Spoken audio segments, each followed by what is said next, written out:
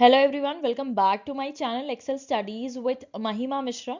आज के वीडियो में हम यूजीसी नेट मैनेजमेंट जो आपका पेपर होने वाला है उसमें मैनेजमेंट के विद इन जितने भी प्रोसेसेस होते हैं उन सबको आज हम एक जगह पे इकट्ठा डिस्कस करने वाले हैं।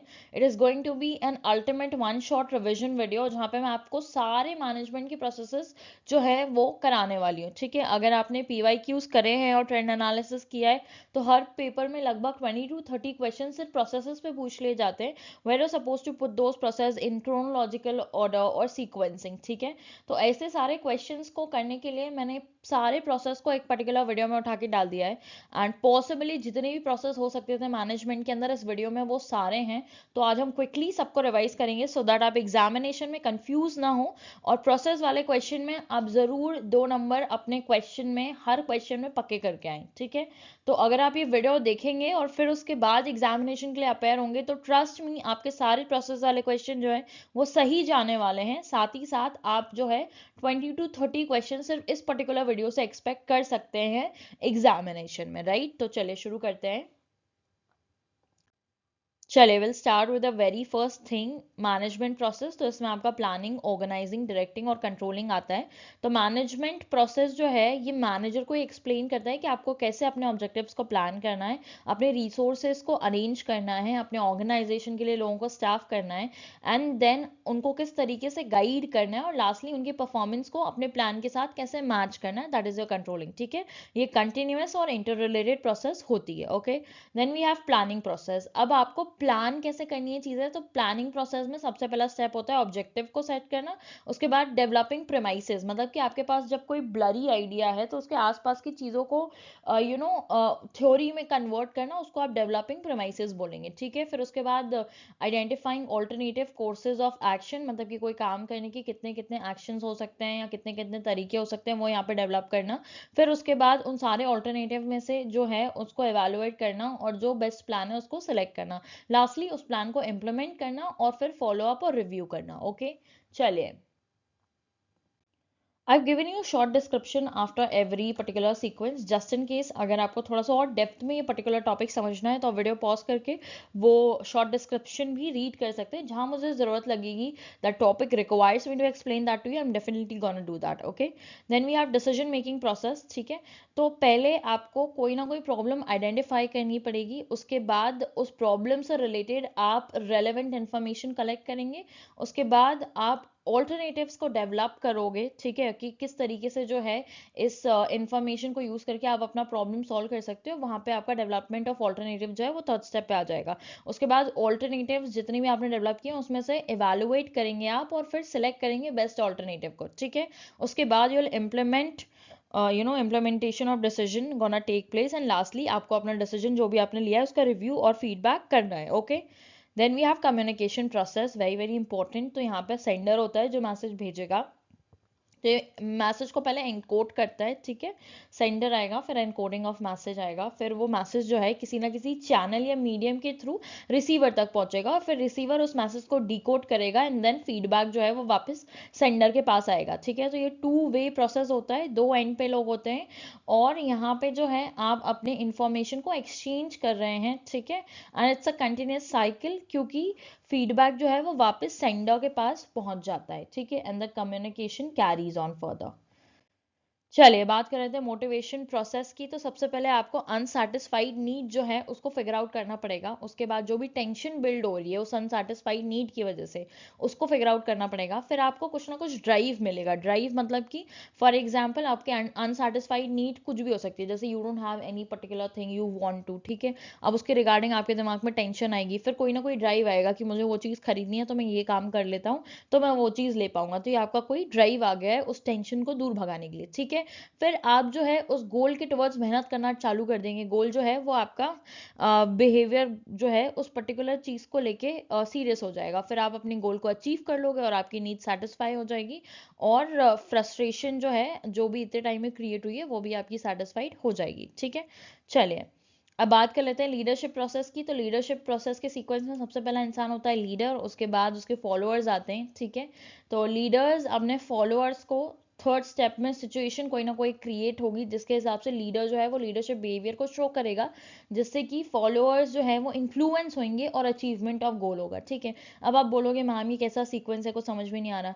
हर चीज़ को हम इंटर रिलेट करके हर चीज़ जो है यहाँ पे स्टेप डायरेक्टेड नहीं होती। ज़रूरी नहीं है कि हर पर्टिकुलर स्टेप जो है वो प्रोसेस के स्टेप की तरह साउंड हो, लेकिन अगर आपने PYQs करें तो आपको इतना तो समझ में डेफिनेटली आ ही गया होगा कि कुछ भी और कहीं से भी दे देते हैं। ठीक है, अब ऐसे सिचुएशन में अगर आपको ऐसा क्वेश्चन आए तो आप डेफिनेटली कंफ्यूज हो सकते हैं कि पहले क्या आएगा बाद में क्या आएगा। इसलिए आपको एक स्टैटिस्टिकली हर तरीके से जो है इस वीडियो में प्रिपरेशन कराई जाएगी कि कैसा भी क्वेश्चन आए आप अटेम्प्ट कर पाएंगे। लॉजिक किस तरीके से लगाना है वो मैं आपको सिखा रही हूँ। ठीक है, लीडर होता है, उसके नीचे फॉलोअर्स होते हैं।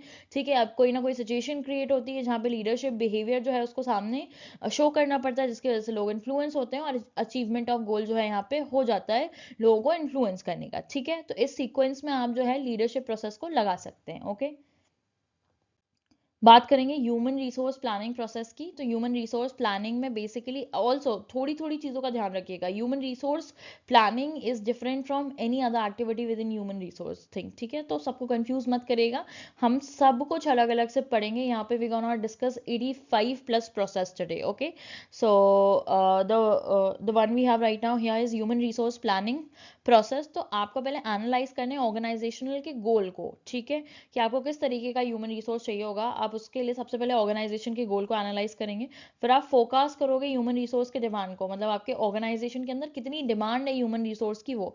फिर उसके बाद आप सप्लाई देखोगे कि ऑलरेडी कितने लोग हैं या एग्जिस्टिंग है जो भी है। ठीक है, अब कितने एग्जिस्टिंग है और कितनी की डिमांड है, उन दोनों के बीच का गैप जो है वो आप एस्टिमेट करोगे। जब आपको गैप मिल जाएगा तो आपको पता चल जाएगा कि आपको कितनी ह्यूमन रिसोर्स की और ज़रूरत है। फिर उसके बाद आप ह्यूमन रिसोर्स एक्शन प्लान बनाओगे and lastly monitoring and control. Okay, अब आ जाते हैं रिक्रूटमेंट प्रोसेस पे। ठीक है, तो इसमें सबसे पहले आपको आइडेंटिफाई करना पड़ता है वैकेंसी। वैकेंसी आप कैसे आइडेंटिफाई करेंगे, यही ह्यूमन रिसोर्स गैप को एस्टिमेट करके। ठीक है, तो आइडेंटिफिकेशन ऑफ वैकेंसी की जगह अगर आपको यहाँ पे स्टेप मेंशन हो एस्टिमेटिंग HR गैप्स, तो वो पहला स्टेप बन जाएगा, याद रखिएगा। ठीक है, उसके बाद हम जॉब एनालिसिस करेंगे। जॉब एनालिसिस में हम जॉब स्पेसिफिकेशन, डिस्क्रिप्शन, ये सारी चीज़ें मेंशन कर देंगे। उसके बाद हम रिक्रूटमेंट प्लानिंग करेंगे।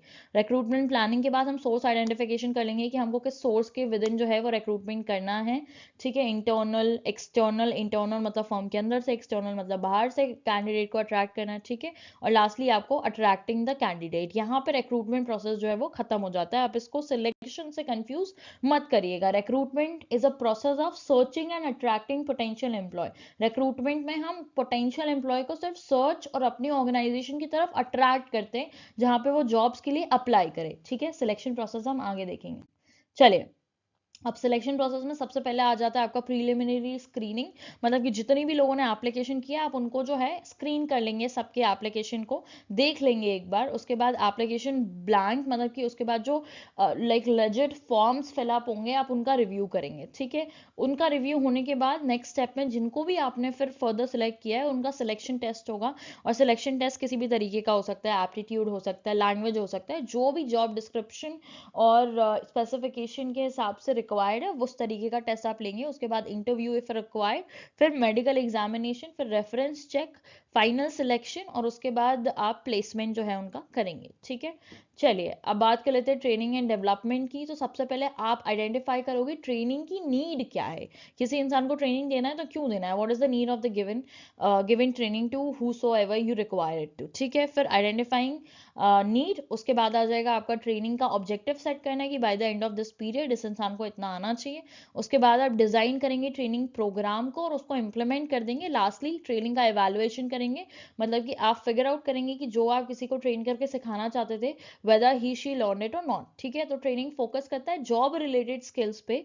ठीक है, और यहाँ पे डेवलपमेंट जो है another aspect of training and development. तो डेवलपमेंट जो है वो एम करता है long term growth of employ पे। ठीक है, चलिए बात कर लेते हैं परफॉर्मेंस अप्रेजल प्रोसेस की। ठीक है, तो परफॉर्मेंस अप्रेजल प्रोसेस जो है यहाँ पे आपका उसका सीक्वेंस है। पहले आप स्टैब्लिश कर दोगे परफॉर्मेंस स्टैंडर्ड को। अगर आपको किसी का परफॉर्मेंस ऑर्गेनाइजेशन के अंदर जो है उसको मेजर करना है तो उसके लिए आप परफॉर्मेंस अप्रेजल प्रोसेस जो है वो फॉलो करेंगे। तो आप परफॉर्मेंस के स्टैंडर्ड को पहले स्टैब्लिश कर दोगे, फिर स्टैंडर्ड्स को लोगों को बता दोगे कि ये स्टैंडर्ड्स हैं और आपको इस हिसाब से काम करना है। ठीक है, by the end of the cycle जब उनका पूरा काम हो जाए एक पर्टिकुलर पीरियड में तो आप उनके एक्चुअल परफॉर्मेंस को अपने स्टैंडर्ड से मेजर करेंगे और फिर कंपेयर करेंगे परफॉर्मेंस को स्टैंडर्ड से, ठीक है। लास्टली आप फीडबैक या करेक्टिव एक्शंस देंगे लोगों को, मतलब अगर वो परफॉर्मेंस से लैग कर रहे हैं, स्टैंडर्ड परफॉर्मेंस से पीछे हैं, तो आप उनको करेक्टिव एक्शंस देंगे, what they are suppose to do to uplift themselves, ठीक है। और अगर they are doing so much better than you gonna decide rewards and etcetera to uplift their morale, right. आप कंपनसेशन मैनेजमेंट प्रोसेस देख लेते हैं। सबसे पहले कंपनसेशन मैनेजमेंट मतलब कि जब भी आपको किसी को एम्प्लॉय को कंपनसेट करना है, उसको रेम्यूनरेट करना है, तो उसके लिए क्या प्रोसेस होगी। तो आप पहले जॉब एनालिसिस करेंगे, ठीक है। जॉब एनालिसिस में आपका डिस्क्रिप्शन, स्पेसिफिकेशन, पूरे जॉब की स्टडी करेंगे कि जॉब किस बारे में। उसके बाद जॉब इवैल्यूएशन करेंगे। जॉब इवैल्यूएशन में हम जॉब की रिलेटेड वर्थ देखते हैं कि जॉब कितनी वर्दी है, ठीक है। और फिर उसके बाद आप वेज सर्वे करोगे, फिर डिटर्मिनेशन ऑफ वेज स्ट्रक्चर, मतलब कि वेज स्ट्रक्चर किस तरीके का होना चाहिए वो डिटरमाइन करोगे। इसमें कितने कंपोनेंट्स मिक्स होने चाहिए, सैलरी, इंसेंटिव्स, पर्क्स, ये सारी चीजें, ठीक है। उसके बाद इसका इम्प्लीमेंटेशन करेंगे एंड रिव्यू और एडजस्टमेंट करेंगे इफ रिक्वायर्ड, ओके। चलिए अब आप देख लेते हैं फाइनेंशियल मैनेजमेंट प्रोसेस, ठीक है। तो फाइनेंशियल मैनेजमेंट प्रोसेस में पहला स्टेप आ जाता है आपका कैपिटल रिक्वायरमेंट को एस्टिमेट करना। आपके फर्म में कितनी कैपिटल की रिक्वायरमेंट होगी, पहले आप उसका पता लगाओगे, ठीक है। फिर उसके बाद आप डिटरमाइन करोगे अपना कैपिटल स्ट्रक्चर की, मतलब कैपिटल डेट कितना होना चाहिए, इक्विटी कितना होना चाहिए, उसका रेशियो जो है आप डिटरमाइन करोगे, ठीक है। फिर उसके बाद सोर्सेज ऑफ फाइनेंस जो है वो आप चूज करोगे, लॉन्ग टर्म होगा, शॉर्ट टर्म होगा, किस तरीके से आपको फंड उठाना है, आप वो चीज़ जो है वो चूज करोगे। यहाँ पे उठाना है या इन्वेस्ट करना है, जो भी करना है, यहाँ पे आप उसकी चॉइस करेंगे। और फिर लास्टली इन्वेस्टमेंट ऑफ फंड, मतलब कि फंड को कैसे आपको इन्वेस्ट करना है। और लास्टली आपका फाइनेंशियल कंट्रोल, ठीक है। चलिए अब यहाँ पे फाइनेंशियल मैनेजमेंट जो है वो इंश्योर करता है ऑप्टिमम यूटिलाइजेशन ऑफ फंड, जिससे शेयर होल्डर की वेल्थ जो है वो मैक्सिमाइज हो जाती है। बात कर लेते हैं फाइनेंशियल प्लानिंग प्रोसेस की, ठीक है। तो फाइनेंशियल प्लानिंग जो है सबसे पहले इन्वॉल्व करती है कि नीड क्या है फाइनेंशियल प्लानिंग की, ठीक है। मतलब why you need to plan your finances in it. तो उसके लिए आपको पहले अपनी कैपिटल नीड्स जो है वो एस्टिमेट करनी पड़ेगी कि फाइनेंसेस में मेजरली आपके फंड्स आते हैं, ठीक है। तो आपके कंपनी में कितनी कैपिटल नीड है, आप पहले वो एस्टिमेट करोगे। उसके बाद अगेन कैपिटल स्ट्रक्चर डिटरमाइन कर लोगे। फिर फोरकास्टिंग ऑफ कैश फ्लो होगा यहाँ पे कि कितना कैश जो है आउटफ्लो होगा, इनफ्लो होगा, उसकी आप फोरकास्टिंग करेंगे।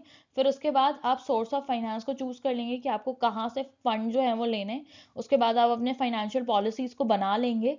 और लास्टली आप पीरियोडिक रिव्यू लेंगे अपने फाइनेंशियल प्लान के बारे में और कंट्रोल के बारे में, ठीक है। अब फाइनेंशियल प्लानिंग और मैनेजमेंट प्रोसेस बहुत हद तक सिमिलर है, एक्सेप्ट फ्यू डिफरेंशिएशन जो मैंने आपको समझा भी दिया है। लेकिन आप अगेन शॉर्ट डिस्क्रिप्शन पढ़ के थोड़ी सी और क्लैरिटी अपने अंदर ला सकते हैं if you feel like, but it's pretty much similar. Planning में हम मेजरली इस पूरे प्रोसेस को प्लान करते हैं, सर पॉलिसीज बनाते हैं। लेकिन मैनेजमेंट में पूरा साइकिल कंप्लीट करते हैं इन्वेस्टमेंट ऑफ फंड्स तक, ठीक है। बस मेजरली यही डिफरेंस है।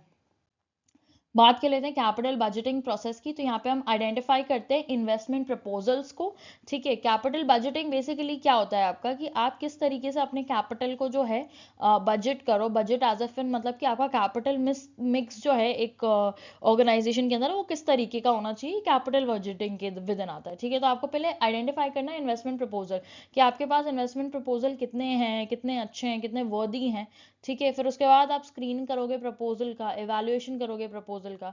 फिर आपको जो भी प्रोजेक्ट समझ में आ रहा है, जो भी इन्वेस्टमेंट समझ में आ रहा है, आप उसको सेलेक्ट कर लेंगे। लास्ट में आप उसका इम्प्लीमेंटेशन करेंगे। And lastly post audit review, मतलब कि आप जो है ऑडिटिंग करके रिव्यू लेंगे कि जो भी आपका कैपिटल बजटिंग डिसीजन था वो करेक्ट था या नहीं, ठीक है।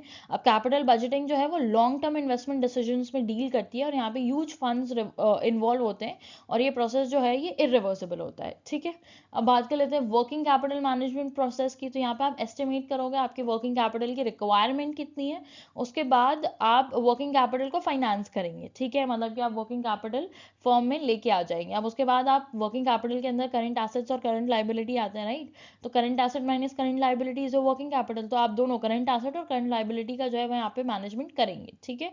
और लास्टली मॉनिटर और कंट्रोल, ठीक है। चलिए जी, चलिए अब हम देखेंगे बजटरी कंट्रोल प्रोसेस। तो बजटरी कंट्रोल एक ऐसा सिस्टम होता है प्लानिंग और कंट्रोलिंग का जहाँ पे कॉस्ट जो है आप कॉस्ट को कम कर सकते हो, ऑपरेशंस को कम कर सकते हो बाय मेकिंग बजट्स, ठीक है। तो जो भी आपका कॉस्ट ऑफ ऑपरेशन है उसको सही से मेजर करने के लिए और कंट्रोल करने के लिए आप बजटरी कंट्रोल प्रोसेस को यूज करते हो। तो आप पहले बजट सेंटर को स्टेब्लिश करोगे, फिर उसके बाद बजट्स प्रिपेयर करोगे, उसके बाद बजट्स का कम्युनिकेशन कर दोगे वेरियस डिपार्टमेंट में। उसके बाद बजट्स जो है वो इम्प्लीमेंट हो जाएंगे। फिर आप कंपेयर करोगे एक्चुअल जो भी आपके कॉस्ट आई है बजटेड फिगर से, उसके बाद वेरिएंस एनालिसिस आप करोगे कि वेरिएंस कितना आया एक्चुअल और बजटेड फिगर्स में, और फिर करेक्टिव एक्शंस आप लेंगे। ठीक है, आप cost control process kind of similar to budgetary, लेकिन यहाँ पे हम एम करते हैं, यहाँ पे आपका मेजर एम होता है आपके कॉस्ट को रेगुलेट और रिड्यूस करना। ठीक है, तो यहाँ पे हम एक कॉस्ट स्टैंडर्ड फिक्स कर देंगे, फिर हम एक्चुअल कॉस्ट को मेजर करेंगे। ठीक है, उसके बाद हम कंपेयर करेंगे स्टैंडर्ड से एक्चुअल कॉस्ट को, और फिर एनालिसिस, वेरिएंस, और लास्टली आपका करेक्टिव एक्शंस। ओके, चलिए आप देख लेते हैं फाइनेंशियल स्टेटमेंट एनालिसिस। तो अगर आपको फाइनेंशियल स्टेटमेंट का एनालिसिस करना है तो उसकी क्या प्रोसेस होती है, और financial statement analysis basically ensure करता है आपके फाइनेंशियल हेल्थ और परफॉर्मेंस को। ठीक है, जहाँ पे आप रेशो, ट्रेंड और कंपैरिजन यूज करके इन सारी चीज़ों का पता जो है वो लगा सकते हैं। ठीक है, तो अब इसका सीक्वेंस क्या है, पहले आप फाइनेंशियल स्टेटमेंट को कलेक्ट करेंगे, फिर आप बहुत सारे टूल्स सिलेक्ट करेंगे जिससे आपको एनालिसिस करना है। जो भी आपको टूल चाहिए, रेशो चाहिए, ट्रेंड एनालिसिस चाहिए, वो टूल आप सिलेक्ट कर लोगे, फिर उस टूल को आप अप्लाई करोगे।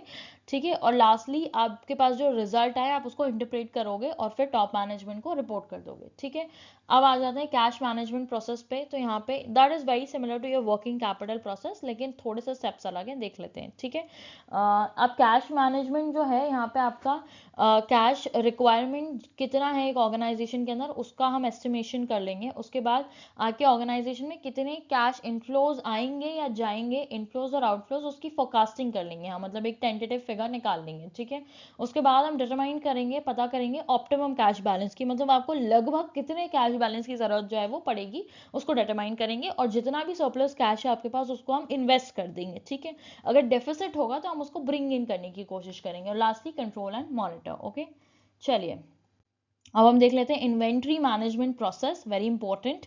तो पहले आप डिटरमाइन करोगे आपके इन्वेंट्री लेवल्स क्या है। ठीक है, उसके बाद आप फिक्स कर दोगे अपनी ऑर्डरिंग क्वांटिटी, जो भी आपके इन्वेंट्री लेवल्स हैं और जितने टाइम में आपको इन्वेंट्री रिन्यू करने की जरूरत होगी उस हिसाब से आप अपनी ऑर्डरिंग क्वांटिटी जो है फिक्स कर देंगे। ठीक है, फिर आप स्टॉक का क्लासिफिकेशन कर देंगे। ठीक है, अब उसके लिए आप बहुत सारे टूल्स यूज कर सकते हो, जैसे ABCVED। ABC है जो एक्टिविटी बेस्ड क्लासिफिकेशन। तो यहाँ पे आप स्टॉक को एक्टिविटी के अकॉर्डिंग या वैल्यू के अकॉर्डिंग जो है वो क्लासिफाई कर सकते हैं। फिर उसके बाद आप स्टोरेज और इशू कंट्रोल पे आएंगे, और लास्टली इन्वेंट्री का रिव्यू करेंगे। ठीक है, अब इन्वेंट्री मैनेजमेंट जो है वो बैलेंस को मतलब ओवर स्टॉकिंग को और अंडर स्टॉकिंग को जो है वो रिड्यूस कर देती है, मतलब कि ना आपके पास डेड स्टॉक पड़ा रहे, ना आपका भी शॉर्टेज हो, सो दैट आपका जो प्रोडक्शन है वो स्मूथली चलता रहे। ठीक है, अब बात कर लेते हैं रिसीवेबल्स या डेटा मैनेजमेंट प्रोसेस की, मतलब कि जो पैसा आपको मिलने वाला है डेटा से आप उसको कैसे मैनेज करोगे। ठीक है, अब यहाँ पे आप पहले क्रेडिट पॉलिसी बनाएंगे, formulation of credit policy is very must. फिर उसके बाद क्रेडिट इवैल्यूएशन ऑफ कस्टमर्स। ठीक है, कि कस्टमर्स जो हैं वो कितने वर्दी हैं क्रेडिट देने के। ठीक है, उसको हम इवैल्यूएट करेंगे। फिर क्रेडिट ग्रांटिंग डिसीजन आप लोगे कि उनको क्रेडिट देना है या नहीं देना है। लास्टली फिर आप कलेक्शन ऑफ रिसीवेबल्स पे आएंगे, और फिर मॉनिटरिंग एंड कंट्रोल। ठीक है, अब आपको ऐसा लग रहा हो कि मैम सारी तो सही है, मॉनिटरिंग एंड कंट्रोल तो हम देख लेंगे ये और वो, लेकिन ट्रस्ट मी जब एग्जाम में क्वेश्चन आएगा तो आप खुद घूम जाओगे कि इवैल्यूएशन ऑफ कस्टमर्स आखिर में आएगा क्या, या सेकंड लास्ट आएगा क्या, या फॉर्मुलेशन ऑफ क्रेडिट पॉलिसी पहला होएगा। पहला स्टेप ढूंढना ही मुश्किल हो जाता है। ठीक है, तो इसलिए even if you have heard of all these concept, I am not asking you to write down and mark up the whole thing, लेकिन अगर आप एक बार इससे इंट्रोड्यूस भी हैं तो आपकी प्रोबेबिलिटी बढ़ जाती है करेक्ट आंसर टिक करने की। ठीक है, तो पहला आपका फॉर्मुलेशन ऑफ क्रेडिट पॉलिसी से स्टार्ट होगा ये प्रोसेस, और फिर एंड होगा रिसीवेबल कलेक्ट करना और मॉनिटर और कंट्रोल करने पे। ठीक है, चलिए अब हम देख लेते हैं डिविडेंड डिसीजन प्रोसेस। ठीक है, मतलब आपको डिविडेंड जो है वो कंपनी में री इन्वेस्ट करना है या शेयर होल्डर्स को देना है, या आप कैसे डिसाइड करोगे, उसका प्रोसेस होता है। सबसे पहले आप एस्टिमेशन ऑफ प्रॉफिट्स करेंगे, आपके फॉर्म में कितना प्रॉफिट हुआ है उसको जान लेंगे। फिर आप डिटरमाइन करोगे अपनी डिविडेंड पॉलिसी, मतलब कि आपकी जो भी डिविडेंड पॉलिसी आप उसको यहाँ पे बनाएंगे। फिर उसके बाद अपनी लीगल और लिक्विडिटी कॉन्स्ट्रेंट्स को कंसिडर करेंगे, मतलब कि लीगली आपको कितना देना ही पड़ेगा, या फिर आपको कितनी लिक्विडिटी की जरूरत है, कितने पैसे की जरूरत है अपने फर्म के अंदर, इन सारी चीजों को कंसिडर करेंगे।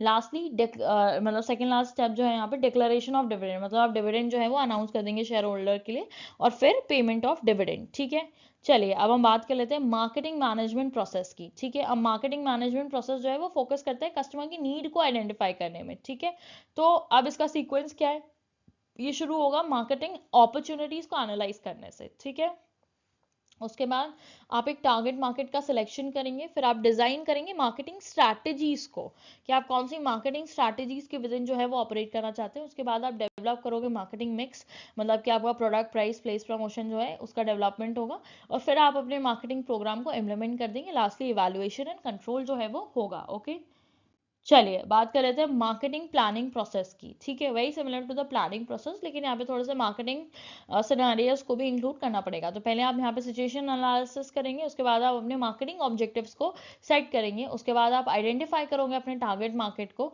फिर आप डिजाइन करोगे अपनी मार्केटिंग स्ट्रैटेजीज, और फिर preparation of marketing plan and then implementation, monitoring and control. ठीक है, अब लोग कंफ्यूज हो जाएंगे डिजाइनिंग मार्केटिंग स्ट्रैटेजीज और आइडेंटिफिकेशन ऑफ टारगेट मार्केट में। इसको ही अगर आपने जम्बल कर दिया तो उसके बाद जो है आंसर इजीली गलत हो जाएगा। तो आपको सिचुएशन एनालाइज करनी है, फिर मार्केटिंग ऑब्जेक्टिव्स आ जाएंगे, फिर टारगेट मार्केट सेलेक्ट करने के बाद आप स्ट्रैटेजीज बनाएंगे, फिर marketing plan, implementation, monitoring and control. ठीक है, मॉनिटरिंग एंड कंट्रोल। अब है आपका मार्केट सेगमेंटेशन प्रोसेस कि अगर आपको टारगेट मार्केट जो भी आपको डिसाइड करना है, या मार्केट में आपको एक पर्टिकुलर होमोजेनियस ग्रुप को केटर करना है, तो आप उस ग्रुप को कैसे जो है आइडेंटिफाई कर सकते हैं। ठीक है, तो आइडेंटिफिकेशन ऑफ सेगमेंटेशन बेस, सबसे पहले आप सेगमेंटेशन का बेस जो है उसको आइडेंटिफाई करोगे, जिस बेसिस पे आपको मार्केट को डिफरेंशिएट करना है। फिर मार्केट का सेगमेंटेशन करेंगे आप, फिर जो भी सेगमेंट या जो भी ग्रुप आपने चूज किया उसको एवेलुएट करेंगे, और फिर टारगेट सेगमेंट को सिलेक्ट कर लेंगे। ठीक है, चलिए अब बात कर लेते हैं टारगेटिंग के प्रोसेस को। ठीक है, तो टारगेटिंग मतलब कि एक से ज्यादा सेगमेंट को चूज करना जिसको फर्म जो है सर्व करना चाहती है, अपने प्रोडक्ट्स जो है वो बेचना चाहती है। ठीक है, तो यहाँ पे आपने मार्केट सेगमेंट को एवेलुएट कर लिया, पहला स्टेप ये हो जाएगा। उसके बाद अपना टारगेट मार्केटिंग स्ट्रैटेजी जो है आप उसको सेलेक्ट करेंगे, और फिर लास्ट में आप सेलेक्ट करोगे अपना टारगेट सेगमेंट। ठीक है, अब अगर टारगेटिंग प्रोसेस में आपको सेगमेंटेशन के भी पॉइंट्स दिए हुए हैं। ठीक है, तो टारगेटिंग क्योंकि सेगमेंटेशन के बाद होता है, तो आप पहले सेगमेंटेशन के पॉइंट्स जो हैं वो लगा देंगे, उसके बाद आप टारगेटिंग प्रोसेस के पॉइंट्स पाएंगे। ठीक है, फिर आ जाएंगी पोजिशनिंग प्रोसेस। पोजिशनिंग जो है वो आपके कंज्यूमर या कस्टमर के दिमाग में एक डिस्टिंक्ट इमेज जो है वो ब्रांड की क्रिएट करती है। ठीक है, तो अब यहाँ पे आपको पहली चीज जो है वो करनी है आइडेंटिफिकेशन ऑफ कंपिटिटिव एडवांटेज। आपके पास जो भी कॉम्पिटिटिव एडवांटेज है उसको आप आइडेंटिफाई करोगे पहले, कि मतलब आपका प्रोडक्ट कॉम्पिटिटर से किस हिसाब से बेटर है, आप उसको जो है आइडेंटिफाई करोगे। फिर आप एक पोजिशनिंग स्ट्रैटेजी बनाओगे, किस तरीके से करनी है, आपको पब्लिसिटी से करनी है, या रेपिटेटिव एडवर्टाइजमेंट से करनी है, या लोगों को सैंपल देके करनी है, कि जिस भी तरीके से। ठीक है, फिर उसके बाद आप जो है पोजिशनिंग स्टेटमेंट को डेवलप करेंगे, और फिर कम्युनिकेशन ऑफ पोजिशनिंग मतलब लोगों तक अपने ब्रांड के मैसेज को क्लियरली पहुंचाएंगे। ठीक है, I hope this is clear. अब हम बात कर लेते हैं एसटीपी। अगर सेगमेंटेशन, टारगेटिंग, पोजिशनिंग साथ में आ जाता है तो उसके प्रोसेस की, तो पहले आप सेगमेंटेशन करेंगे, फिर टारगेट मार्केट सिलेक्शन करेंगे, और फिर मार्केट पोजिशनिंग। ठीक है, अब इसको मत पूछिए, आई नो बहुत ईजी है। चलो अब आ जाते हैं कंज्यूमर बाइंग डिसीजन पे। Very important, very repetitive. ये जो प्रोसेस हमको ये एक्सप्लेन करता है कि कंज्यूमर जो है वो किसी प्रोडक्ट को खरीदने के पहले कैसे डिसीजन जो है वो फॉर्म करता है। तो पहले कंज्यूमर कोई नीड रिकोगनाइज करेगा अपनी, कि मेरी नीड क्या है किसी भी चीज को खरीदने से। मान लो I am thirsty, I have been walking somewhere, तो यहाँ पे मेरी नीड है to get a water of bottle. ठीक है, तो अब यहाँ पे हम क्या करेंगे, did I said water of bottle of water, whatever it is. ठीक है, so I need a bottle of water, तो वो मेरी नीड है राइट नाउ। और उसके बाद मैं इन्फॉर्मेशन सर्च करूंगी, obviously it's not a that big decision, तो आप उस हिसाब से कोऑर्डिनेट कर लिएगा। And literally I'm recording this 4 in the morning, so please bear with my sanity right now. So need recognition, उसके बाद हम information सर्च करेंगे, मैं आसपास की दुकानों में ढूंढूंगी कहीं बॉटल है या नहीं है। उसके बाद मैं अपने ऑल्टरनेटिव्स को एवेलुएट कर लूंगी, मुझे जिस भी शॉप पे दिख गई मैं उधर जाऊंगी। ठीक है, और फिर अपना परचेज डिसीजन जो है वो कर लूंगी। ठीक है, उसके बाद मेरा पोस्ट परचेज बिहेवियर जो है, यहाँ पे अगर मुझे बिस्लरी की वजह बिल्सलरी मिल गई, तो फिर मेरा फीडबैक उस तरीके से मैं अपने शॉपकीपर को दूंगी। ठीक है, वो मेरा पोस्ट परचेज बिहेवियर वहां पे दिखेगा। ठीक है, तो अगेन चले, ये सारा फालतू की चीजें असाइड, कंज्यूमर बाइंग डिसीजन में पहला आपका नीड रिकॉग्निशन, फिर information search, evaluation of alternatives, purchase decision और पोस्ट परचेज बिहेवियर, ये सारी चीजें आ जाएंगी। ठीक है, और ये मेजरली इन्फ्लुएंस होती है किसी भी इंसान के साइकोलॉजिकल, सोशल और पर्सनल फैक्टर्स की वजह से। अब बात कर लेते हैं new product development process, very very very important. अगर आपको कोई नया प्रोडक्ट डेवलप करना है तो उसका प्रोसेस क्या होगा? It starts with idea generation, फिर उसके बाद आप अपने आइडिया को स्क्रीन करोगे, मतलब कि प्रेजेंट करोगे क्रम्बल्ड फॉर्म में। उसके बाद आप उस आइडिया के विद इन एक कंसेप्ट डेवलपमेंट करेंगे और उस कंसेप्ट की टेस्टिंग करेंगे। फिर आ जाएगा मार्केट स्ट्रैटेजी डेवलपमेंट। अगर आपको उस प्रोडक्ट को मार्केट में लेके आना है तो आप मार्केटिंग स्ट्रैटेजी बनाएंगे उस प्रोडक्ट के रिलेटेड, ठीक है, या प्रोसेस के रिलेटेड जो भी है, ठीक है। अब उसके अलावा फिर आ जाएगा आपका बिजनेस एनालिसिस, प्रोडक्ट का फिर आप डेवलपमेंट करोगे स्ट्रैटेजी और बिजनेस एनालिसिस के बाद। और फिर टेस्ट मार्केटिंग, टेस्ट मार्केटिंग में आपका प्रोटोटाइप टेस्टिंग भी आ जाएगा, जहाँ पे आप जो है वो स्मॉल अमाउंट में वो प्रोडक्ट बना के मार्केट में टेस्ट करेंगे, और टेस्ट के बाद आप उसको कमर्शियलाइज कर देंगे, मतलब फुल फ्लेजेड मैनर में उसको मार्केट में लॉन्च कर देंगे। ओके, अब बात कर लेते हैं प्रोडक्ट लाइफ साइकिल की। तो इसकी प्रोसेस आई थिंक सबको बहुत आसानी से पता होंगी। Introduction, growth, maturity. मेच्योरिटी के बाद अगर आप स्ट्रेच करना चाहते हैं थोड़ा टाइम तक मेच्योरिटी को, तो यहाँ पे सैचुरेशन भी आ सकता है, देन डिक्लाइन। ओके, चलिए अब हम देख लेते हैं प्राइसिंग डिसीजन प्रोसेस को। तो अगर आपको किसी प्रोडक्ट का प्राइस डिसाइड करना है तो उसके स्टेप्स क्या होंगे? आप पहले प्राइसिंग ऑब्जेक्टिव सेट करोगे कि मुझे किस तरीके का प्राइस जो है वो चाहिए अपने प्रोडक्ट से रिलेटेड। उसके बाद अपने प्रोडक्ट की डिमांड एस्टिमेट करोगे कि कितनी डिमांड है मेरे प्रोडक्ट की मार्केट में, ठीक है। उसके बाद आपको कितना खर्चा लग रहा है उस प्रोडक्ट बनाने में, आप कॉस्ट वो डिटरमाइन करेंगे। उसके बाद आप एनालाइज करेंगे आपके कॉम्पिटिटर के प्राइस को कि कॉम्पिटिटर किस रेट में बेच रहा है, ठीक है। और फिर अपना प्राइसिंग मेथड सेलेक्ट करके आप फाइनल प्राइस को फिक्स कर देंगे, ठीक है।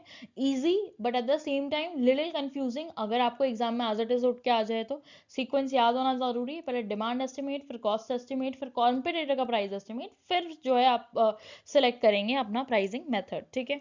अब बात कर लेते हैं प्रमोशन मिक्स, ठीक है। तो प्रमोशन मिक्स डिसीजन मेकिंग, अगर आपको अपने प्रोडक्ट का प्रमोशन करना है तो आप क्या स्टेप्स फॉलो करेंगे? आप पहले प्रमोशन ऑब्जेक्टिव्स को आइडेंटिफाई करेंगे, उसके बाद आप प्रमोशन बजट को जो है डिटरमाइन करेंगे यहाँ पे, ठीक है। उसके बाद आप सिलेक्ट करोगे प्रमोशन मिक्स को।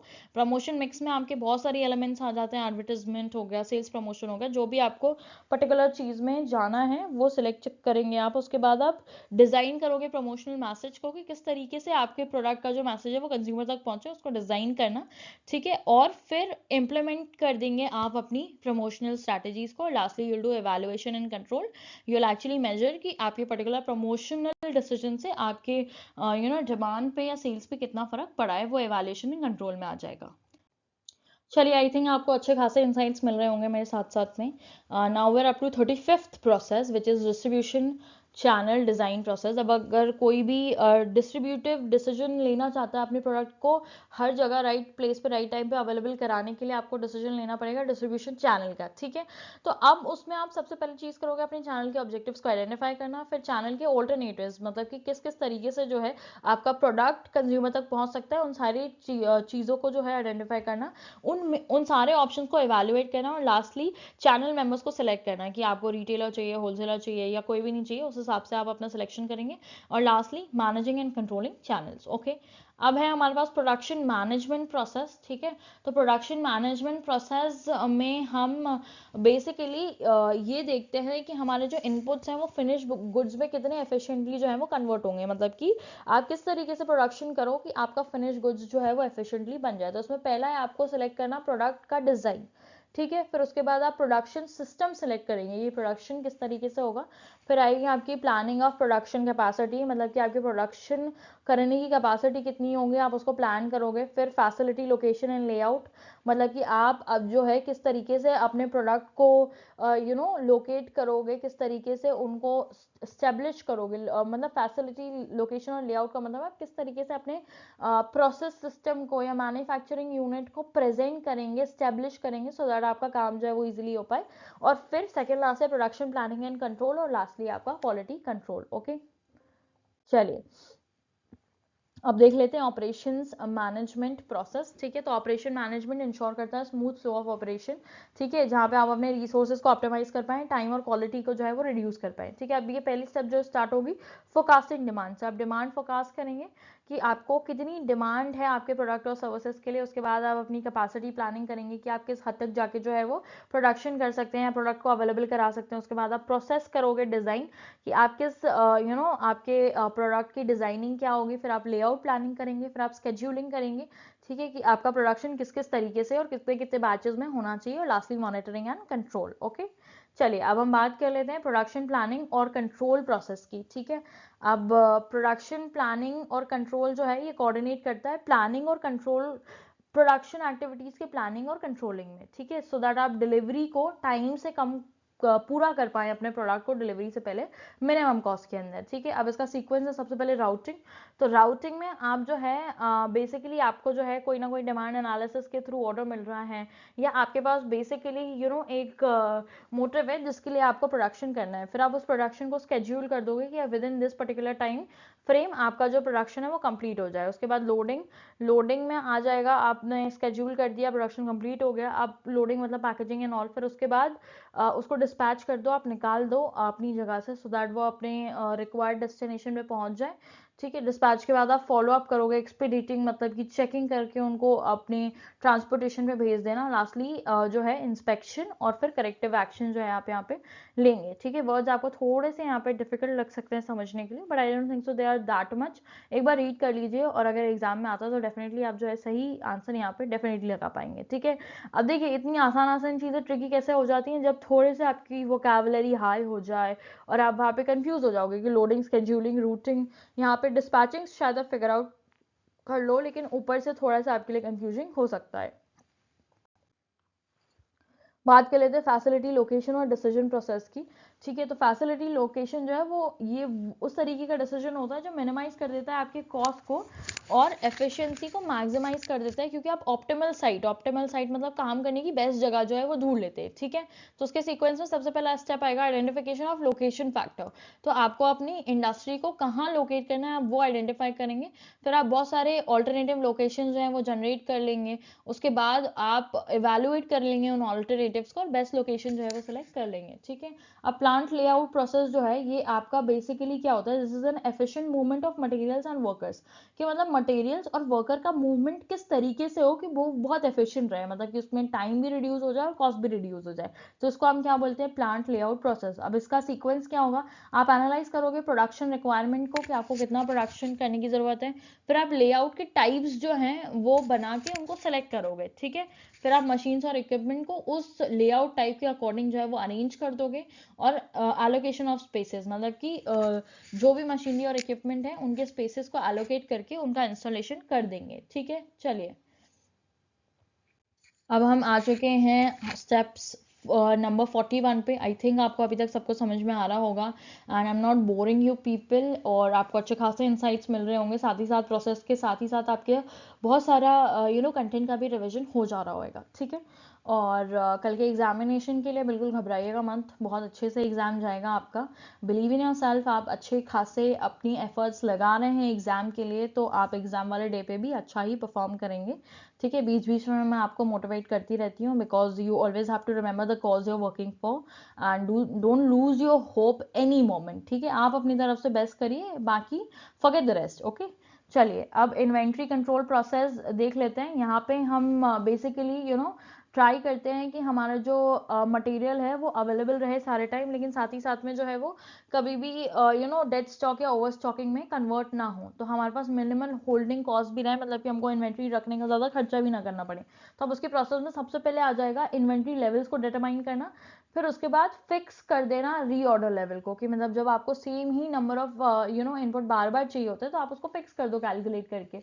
अब इकोनॉमिक ऑर्डर क्वांटिटी जो है, मतलब कि आपकी ऑर्डर क्वांटिटी जो है वो कैसे निकलेगी, उसका एक फॉर्मूला होता है इकोनॉमिक ऑर्डर क्वांटिटी का, उसके थ्रू डिटरमाइन करना, फिर स्टॉक का वेरिफिकेशन करना और लास्टली इन्वेंट्री रिव्यू और कंट्रोल करना। ठीक है, अब आ जाते हैं क्वालिटी मैनेजमेंट। ठीक है, और इसको हम टोटल क्वालिटी मैनेजमेंट प्रोसेस भी बोलते हैं। ठीक है, जो फोकस करता है कंटिन्यूस इंप्रूवमेंट पे, जिससे कस्टमर का सेटिस्फैक्शन जो है वो बढ़ता जाए। ठीक है, तो यहाँ पे सबसे पहले आप आइडेंटिफाई करोगे क्वालिटी स्टैंडर्ड्स को, उसके बाद आप क्वालिटी प्लानिंग करेंगे, क्वालिटी अश्योरेंस करेंगे, क्वालिटी कंट्रोल करेंगे, और लास्टली कंटिन्यूस इंप्रूवमेंट जो है यहाँ पे होता रहेगा। Okay, it's a cyclic process. अब बात कर लेते हैं सप्लाई चेन मैनेजमेंट प्रोसेस की। तो सप्लाई चेन मैनेजमेंट जो है आपके सप्लायर को, मैन्युफैक्चरर को और डिस्ट्रीब्यूटर को इंटीग्रेट करता है, सो दैट आप अपने डिलीवरी की जो है गुड्स की कर पाए कंज्यूमर पे, सो that they can get value out of it. Okay, तो अब इसका जो सीक्वेंस है उसमें पहले प्लानिंग आ जाएगा, फिर सोर्सिंग, फिर मैन्युफैक्चरिंग, फिर डिलीवरी और फिर रिटर्न्स। ओके, और आप देख लेते हैं मेंटेनेंस मैनेजमेंट प्रोसेस, ठीक है। अब मेंटेनेंस मैनेजमेंट प्रोसेस इंश्योर करता है smooth functioning of machines, machine को कैसे मेंटेन करके रखना है सो दैट वो ब्रेक डाउन ना हो, और आप जो है उनका डेप्रिसिएशन वगैरह और ब्रेक डाउन जो है वो मिनिमाइज कर पाएँ। तो जो पहली चीज़ है यहाँ पे आपको आइडेंटिफाई करना है मेंटेनेंस रिक्वायरमेंट, कि आपकी मशीन के लिए क्या रिक्वायर्ड है मेंटेन करने के लिए वो। फिर उसके बाद आपको मेंटेनेंस प्लानिंग करनी है, फिर स्केड्यूलिंग ऑफ मेंटेनेंस, कब स्केड्यूलिंग करनी है वो, कब कब मेंटेनेंस करना है उसकी स्केड्यूलिंग, लास्टली एग्जीक्यूशन और एवेल्युएशन एंड कंट्रोल। ओके, चलिए अब हम बात कर लेते हैं प्रोजेक्ट मैनेजमेंट प्रोसेस की। तो प्रोजेक्ट मैनेजमेंट जो है वो कोऑर्डिनेट करता है टाइम, कॉस्ट और रिसोर्सेज को, सो दैट आप अपना प्रोजेक्ट जो है वो सक्सेसफुली कंप्लीट कर पाए। अब इसके सीक्वेंस में जो पहली चीज़ आ जाएगी वो है प्रोजेक्ट आइडेंटिफिकेशन, उसके बाद प्रोजेक्ट की प्लानिंग करना, फिर स्केड्यूलिंग करना, ठीक है। फिर उसके बाद रिसोर्स एलोकेट कर देना उस पर्टिकुलर प्रोजेक्ट को पूरा करने के लिए, फिर प्रोजेक्ट को एग्जीक्यूट कर देना, उस पर काम करना चालू कर देना, और फिर मॉनिटरिंग एंड कंट्रोल, और लास्टली प्रोजेक्ट कंप्लीशन के बाद उसका एवेल्युएशन करना। ओके, बात कर लेते हैं इनोवेशन अडॉप्शन प्रोसेस की। अब ये कंज्यूमर साइड से है, मतलब एज अ कंज्यूमर अगर कोई इनोवेशन होता है तो आप किस तरीके से अडॉप्ट करोगे उसको, ठीक है।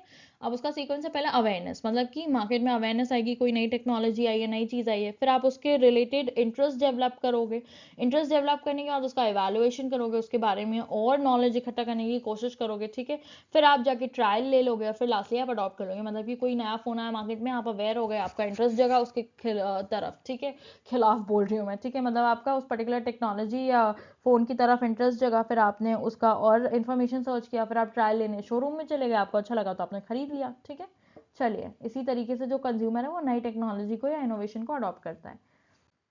अब बात कर लेते हैं इंटरनेशनल बिजनेस प्रोसेस की। तो पहला आ जाएगा इन्वायरमेंटल एनालिसिस। आपको मेजरली मैक्रो इन्वायरमेंटल एनालिसिस करना होगा बिजनेस प्रोसेस इंटरनेशनल ले जाने के लिए। फिर आप फॉरेन मार्केट का सिलेक्शन करेंगे, फिर आप एंट्री मोड का सिलेक्शन करेंगे कि आप किस मोड से जो है वो फॉरेन मार्केट में एंट्री करने वाले हैं, जैसे लाइसेंसिंग हो गया, फ्रेंचाइजी हो गया, एफडीआई हो गया, व्हाटएवर। फिर इंटरनेशनल मार्केटिंग मिक्स डिसीजन लेंगे आप, मतलब आप product price place promotion as per the international market decide करेंगे, फिर उसको इंप्लीमेंट कर देंगे, एवेल्युएशन एंड कंट्रोल। ओके, अब हम बात कर लेते हैं इंटरनेशनल ट्रेड प्रोसेस की। Now international business has all the aspect of marketing, right, लेकिन ट्रेड में हम सिर्फ सेल और बाय करते हैं। तो सेल और बाय का प्रोसेस क्या होगा, आप पहले ट्रेड इंक्वायरी करोगे, फिर नेगोशिएशन करोगे आपस में, ठीक है, कि इतने में देंगे, इतने में लेंगे, ऑल ऑफ दैट। फिर उसके बाद अपने ऑर्डर को जो है प्लेस कर देंगे, ठीक है। ऑर्डर प्लेसमेंट के बाद ऑर्डर जो है वो एग्जीक्यूशन चालू हो जाएगा ऑर्डर का, फिर शिपमेंट ऑफ गुड्स को शिप कर देंगे और पेमेंट रिसीव हो जाएगी, ठीक है। अब इंटरनेशनल ट्रेड प्रोसेस कवर करता है मेनली एक्सपोर्ट और इम्पोर्ट को। अब चलिए अब हम बात कर लेते हैं एक्सपोर्ट और इंपोर्ट प्रोसीजर्स की, ठीक है। तो एक्सपोर्ट प्रोसीजर में बेसिकली वो सारे सिस्टमैटिक स्टेप्स इन्वॉल्व होते हैं जिसमें आपको गुड्स को अब्रॉड भेजना है, ठीक है। तो पहले आप रिसीव करोगे अपने एक्सपोर्ट ऑर्डर को, फिर उसके बाद आप क्रेडिट वर्दीनेस चेक करोगे कि वेदर एक्सपोर्ट के बाद वो आपको पेमेंट कर पाएंगे या नहीं, जिन्होंने भी एक्सपोर्ट ऑर्डर दिया है। उसके बाद एक्सपोर्ट लाइसेंसेज जो हैं वो आपको शो करने होंगे if required, then you will do packaging and marking. उसके बाद आप शिपमेंट कर देंगे and you will prepare for export documents, और लास्टली आप अपने एक्सपोर्ट प्रोसीड्स को रियलाइज कर देंगे, मतलब कि आपको पैसा जो है वो मिल जाएगा, ठीक है। अब बात कर लेते हैं इंपोर्ट प्रोसीजर की। मतलब कि अगर आपको सामान मंगाना है फॉरेन से, परचेज करना है, तो आप पहले ट्रेड इंक्वायरी करेंगे, देखेंगे कि आप कहाँ से जो है इंपोर्ट कर सकते हैं। फिर उसके बाद ट्रेड इंक्वायरी करने के बाद आपको अपना इंपोर्ट लाइसेंस शो करना पड़ेगा इफ रिक्वायर्ड। फिर आप फॉरेन एक्सचेंज अग्रीमेंट करेंगे कि on what rate you will purchase the material. फिर उसके बाद आप इंपोर्ट ऑर्डर को प्लेस कर देंगे, फिर आपको शिपिंग की रिसीट मिल जाएगी अलॉन्ग विद द डॉक्यूमेंट जहां से भी गुड एक्सपोर्ट हुआ है। फिर कस्टम क्लियरेंस के बाद आप पेमेंट कर देंगे एक्सपोर्टर को और आपको गुड्स मिल जाएंगे, राइट। चलिए देख लेते हैं आप फॉरेन एक्सचेंज मैनेजमेंट प्रोसेस। जब भी आप फॉरेन एक्सचेंज फ्लक्चुएशंस होते हैं, मतलब जो एक्सचेंज रेट में फ्लक्चुएशंस होते हैं, तो आप उसको किस तरीके से मैनेज करेंगे सो दैट आप अपने फाइनेंशियल लॉसेस को अवॉइड कर लें, वही foreign exchange risk management process के अंदर आते हैं। तो पहले आप आइडेंटिफिकेशन ऑफ एक्सपोजर, पहले आप आइडेंटिफाई कर लोगे कि आपको कितना ट्रांजैक्शन करना है फॉरेन एक्सचेंज में। फिर आप मेजर कर लोगे एक्सपोजर को कि क्या उसकी वैल्यू है, किस तरीके से हो पाएगा।